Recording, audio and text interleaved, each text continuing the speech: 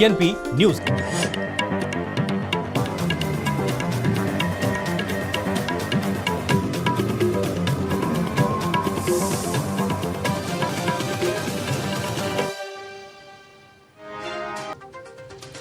CM Mamata Banerjee का केंद्र और चुनाव आयोग पर बड़ा आरोप। बंगाल में लगा दिया गया है अघोषित राष्ट्रपति शासन। चुनाव से पहले दंगा भड़काने की तैयारी में बीजेपी। ईरान ने दिया भारत को सुरक्षित रास्ता। जल्द ही भारतीय झंडे वाले 2 जहाज पार करेंगे हॉर्मुज स्ट्रेट। दोनों जहाजों पर लदी है एलपीजी गैस।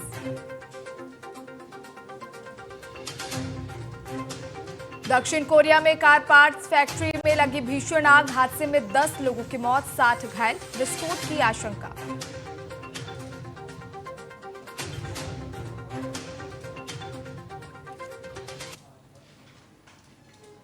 नमस्कार, बहुत स्वागत है आपका। टीएनपी न्यूज देख रहे हैं आप। मैं हूं आपके साथ कोमल शर्मा और बुलेटिन की शुरुआत करेंगे बड़ी खबर के साथ। जो हॉर्मुज स्ट्रेट पार करने वाले 2 भारतीय जहाज हैं, ईरान ने भारत को सुरक्षित रास्ता दिया है और इसके साथ ही भारतीय झंडे वाले दोनों जहाजों पर एलपीजी लदा हुआ है। जल्द ही दोनों जहाज भारत के लिए रवाना होंगे। तो मिडिल ईस्ट में तनाव की स्थिति के बीच भारत के लिए एक राहत भरी खबर माना जा रहा है, जहां जल्द ही 2 जहाज हॉर्मुज स्ट्रेट पार करने वाले हैं जिन पर एलपीजी लदा है। और हॉर्मुज स्ट्रेट में तनाव के बीच भारतीय झंडे वाले गैस टैंकर से लदे 2 जहाजों को पार करने के लिए ईरान ने सुरक्षित रास्ता दिया है। अब जल्द ही दोनों जहाज हॉर्मुज स्ट्रेट से गुजरकर भारत के लिए रवाना होंगे और इन जहाजों पर एलपीजी गैस लदे हैं और ये भारत के लिए एक बहुत बड़ी राहत की खबर मानी जा रही है।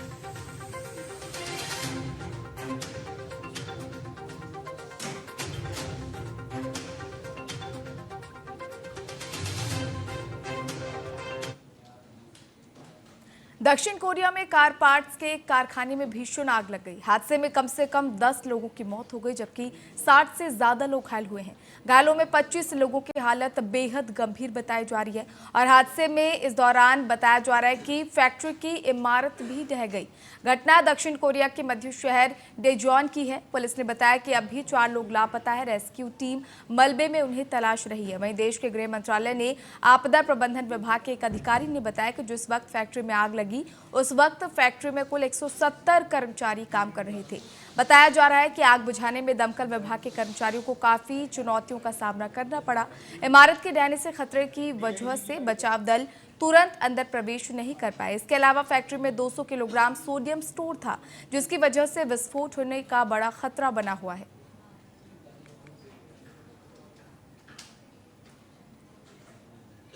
ईरान इजरायल युद्ध के बीच हॉर्मुज की खाड़ी के पास भारतीय merchant navy captain Rakesh Ranjan Singh का हृदय गति रुकने से निधन हो गया है। कैप्टन राकेश सिंह अवाना नामक जहाज पर ड्यूटी के दौरान शहीद हुए। परिवार और उनके परिचितों में शोक की लहर है और शव को वापस लाने की प्रक्रिया जारी है। कैप्टन राकेश सिंह 2 फरवरी से ऑयल टैंकर अवाना पर फ्लीट मैनेजमेंट की जिम्मेदारी संभाल रहे थे। दुबई से रवाना होकर जहाज संवेदनशील इलाके से गुजर रहा था, तभी अचानक उन्हें हार्ट अटैक हो गया। जहाज पर चिकित्सा सुविधा न होने से चालक दल ने दुबई एटीसी से एयरलिफ्ट कराने की मांग की, लेकिन सुविधा नहीं मिलने पर उन्हें नाव से दुबई पोर्ट ले जाया गया, लेकिन तब तक बहुत देर हो चुकी थी। रास्ते में ही उन्होंने दम तोड़ दिया।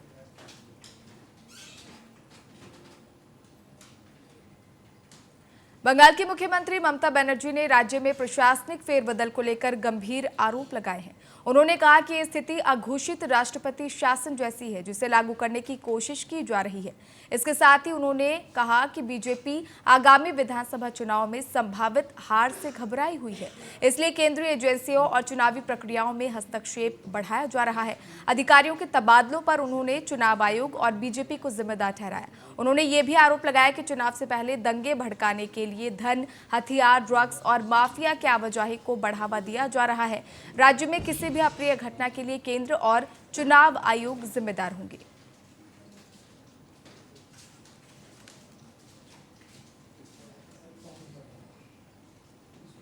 बीजेपी नेता सैयद शहनवाज हुसैन ने पश्चिम बंगाल की मुख्यमंत्री ममता बनर्जी पर पलटवार किया। उन्होंने ममता बनर्जी के बयानों को दुष्प्रचार करार देते हुए कहा कि किसी भी भारतीय नागरिक की नागरिकता छीनने का सवाल ही पैदा नहीं होता। उन्होंने कहा कि इस सीएए से देश के नागरिकों को डरने की जरूरत नहीं है। उसकी नागरिकता छीनने का सवाल ही नहीं है। जो भारत के मिट्टी के मुसलमान हैं उनको कोई डरने की जरूरत नहीं है, लेकिन जो बांग्लादेशी हैं उनको जरूर डरना चाहिए। अयोध्या में समाजवादी पार्टी के सांसद अवधेश प्रसाद ने प्रभु श्री राम की पावन नगरी अयोध्या में ईद के अवसर पर देशवासियों को शुभकामनाएं दी। ईदगाह पर हजारों की संख्या में नमाज अदा कर रहे लोगों के बीच पहुंचकर उन्होंने इसे भाईचारे और खुशियों का त्योहार बताया। अवधेश प्रसाद ने कहा कि ये पर्व अमन, चैन और आपसी सौहार्द का प्रतीक है। ईदगाह पर हजारों हजार की संख्या पर नमाज अदा किया जा रहा है। मैं सबको मुबारकबाद पेश करता हूं और ये त्यौहार अमन, चैन, भाईचारा का त्यौहार है। इसी नजरिए से पूरे देश में खुशहाली का, अमन चैन का ये पर्व है। उसी के अनुसार ये पर्व पूरे देश में मनाया जा रहा है। समाजवादी पार्टी की तरफ से सबका मैं स्वागत करता हूं, अभिनंदन करता हूं, बधाई देता हूं।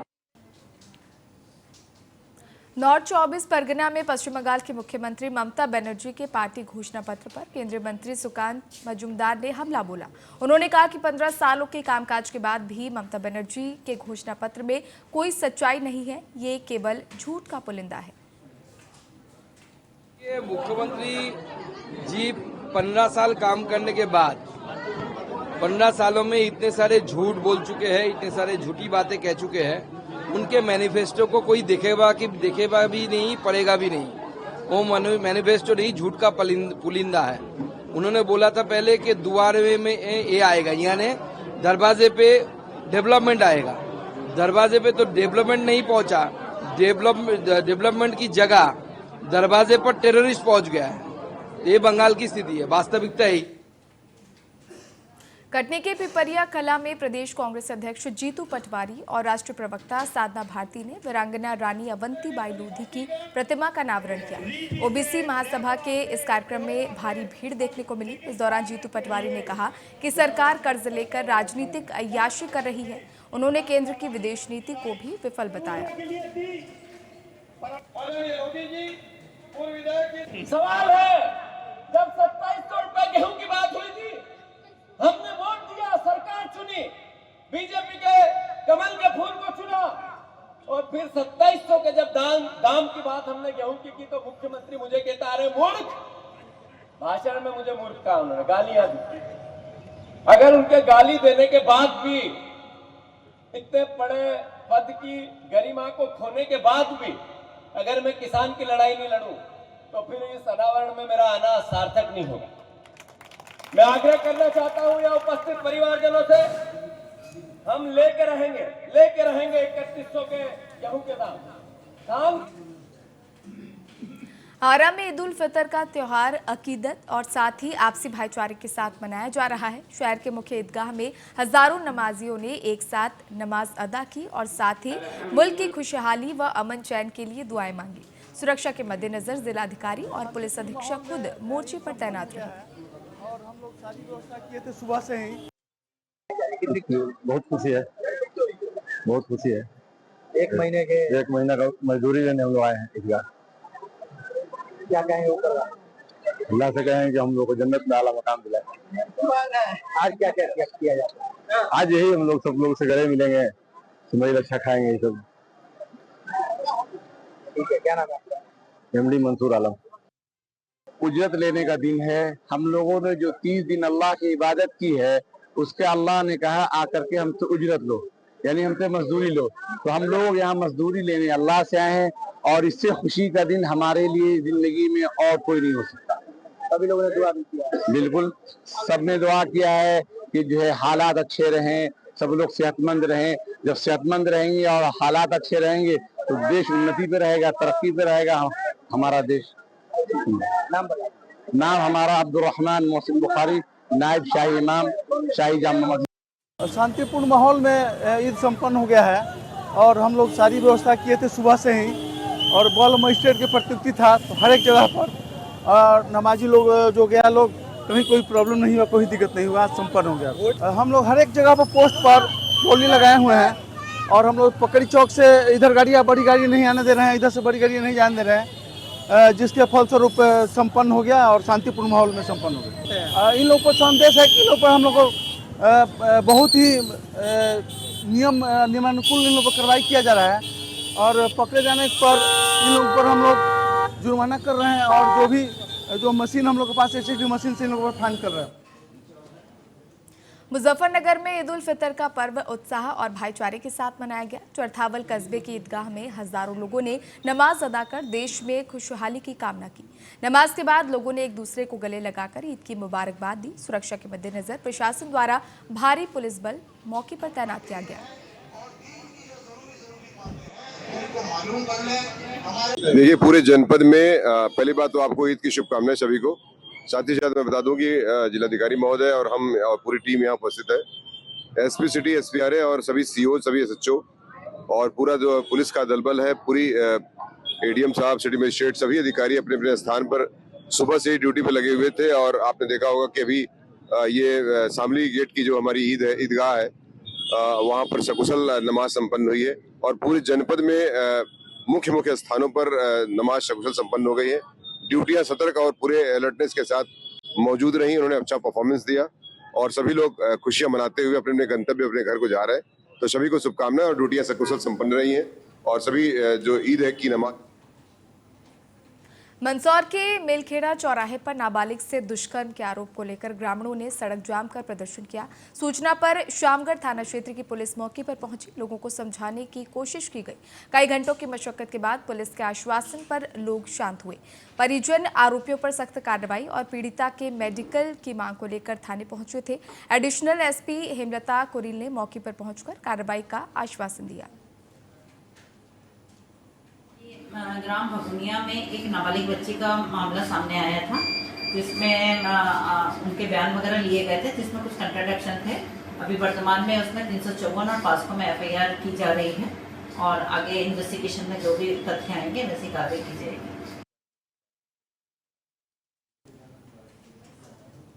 हरिद्वार में ईद उल फितर के मौके पर ईदगाहों में 5000 से ज्यादा अकीदतमंदों की भीड़ उमड़ी। इस दौरान बहादुराबाद, ज्वालापुर और अन्य क्षेत्रों में नमाज अदा कर लोगों ने अमन चैन और खुशहाली की दुआ मांगी।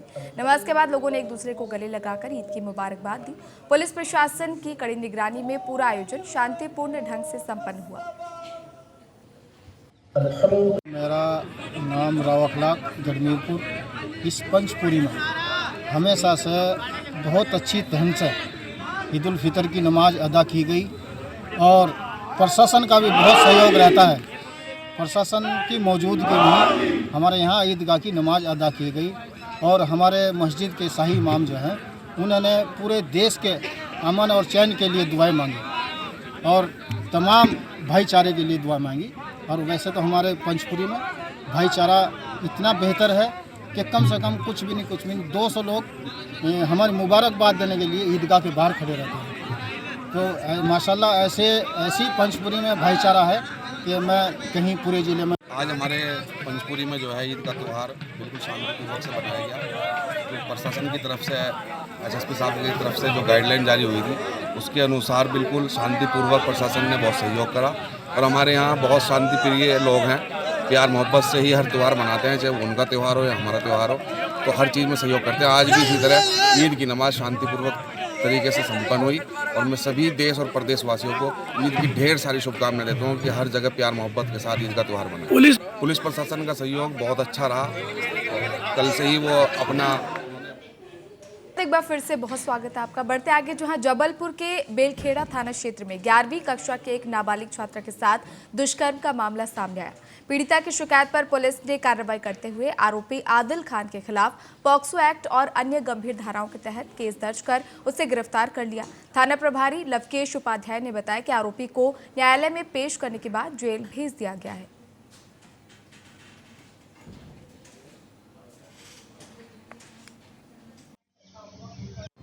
दिनांक 19/3/26 को थाना बेलखेड़ा में नाबालिग फरियादिया द्वारा दिनांक 18/12/25 को रेप होने की घटना के संबंध में शिकायत की गई, जिस पर यहाँ थाना बेलखेड़ा में प्राथमिकी दर्ज की गई और लगातार आरोपी की तलाश करते हुए 6-7 जगहों पर दबिश दी गई और आरोपी को गिरफ्तार करके जेल भेज दिया गया।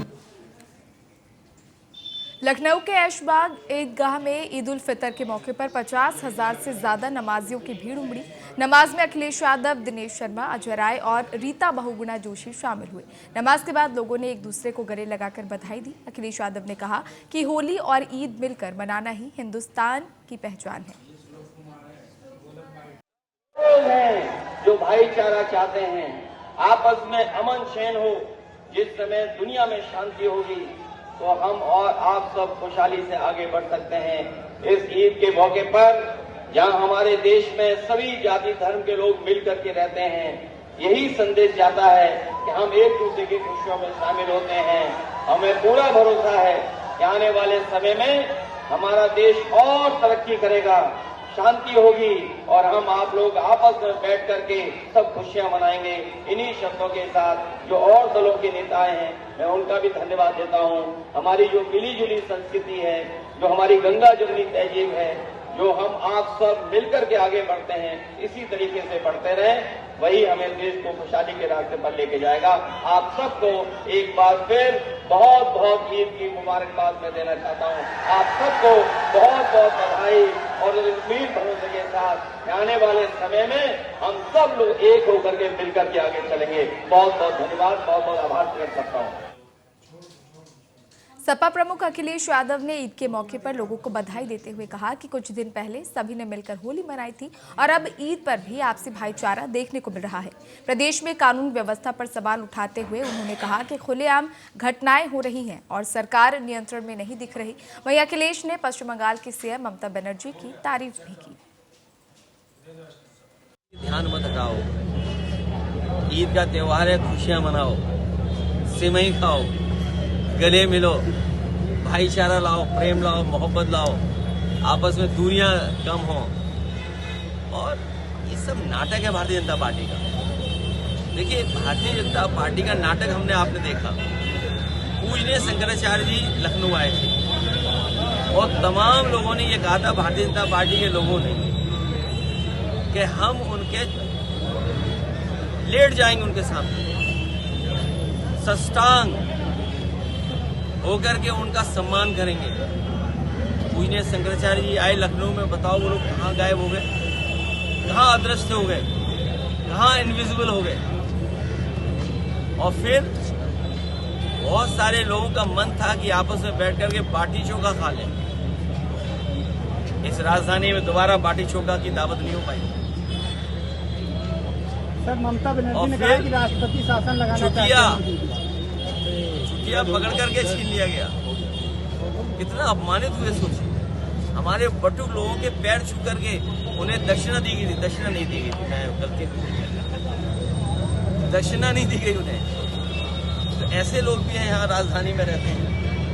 तो शपथ किसकी होगी? शपथ अब 2027 में होगी।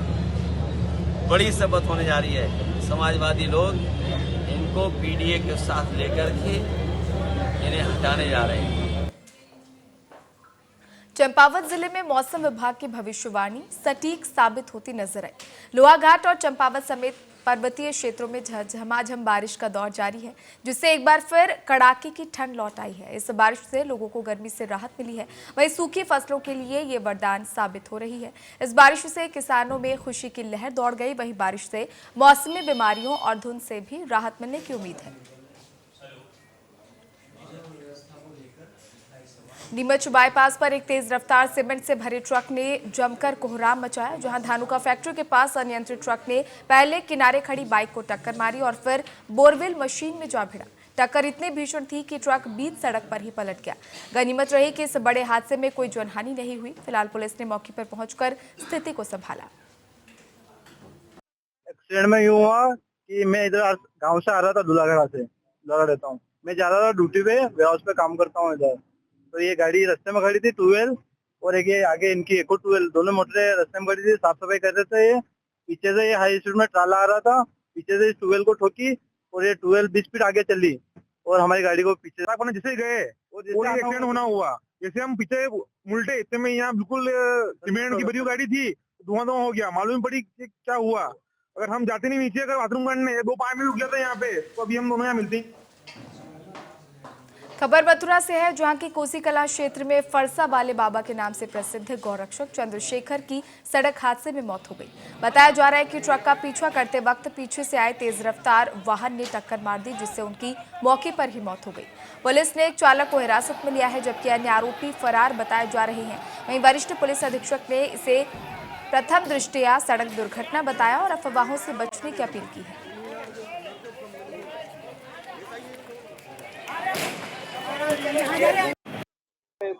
आई है और स्थिति बिल्कुल शांतिपूर्ण है। मौके पे आके सभी एरिया को डोमिनेट किया जा रहा है और जो भी अपेक्षित विधि कार्रवाई अभी संख्या नहीं बताई सकती, आपको बात करें। डिडवाना के मारवाड़ बालिया क्षेत्र में 2 दिन से लापता 12 साल का मासूम पीयूष का शव पीर पहाड़ी के पास एक गहरे गड्ढे में मिला। पुलिस जांच में खुलासा हुआ कि पीयूष अपने दोस्तों के साथ नहाने गया था, जहां गहराई का अंदाजा न होने से वो डूब गया। डरे हुए साथियों ने किसी को कुछ नहीं बताया, लेकिन पुलिस की पूछताछ में सारा सच सामने आ गया।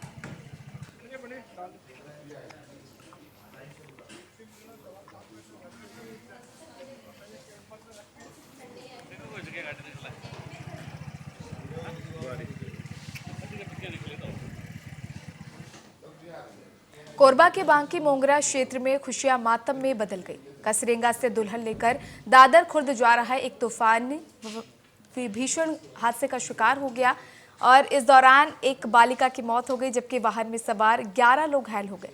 फिलहाल घायलों का इलाज जारी है। पुलिस मामले की जांच कर रही है।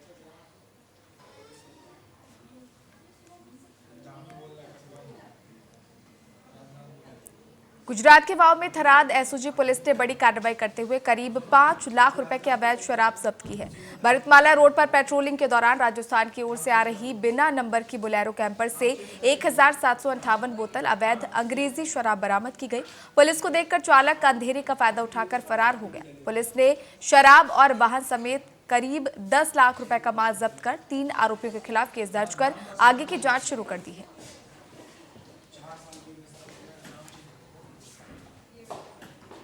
और इसी के साथ फिलहाल के लिए इस बुलेटिन में इतना ही। ताज़ा अपडेट्स के लिए बने रहिए टीएनपी न्यूज़ के साथ। नमस्कार।